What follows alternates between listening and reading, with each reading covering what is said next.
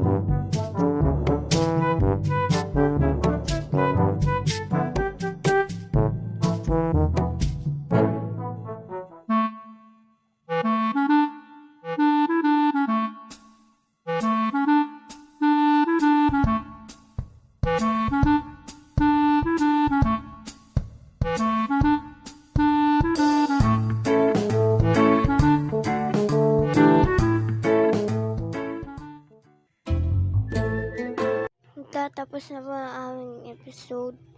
Hindi na po pinakita yung mga ibang clips kasi ganun din naman. So, pinakita ko rin po paano ito yung mga ayan, next time na po yung automatic yun.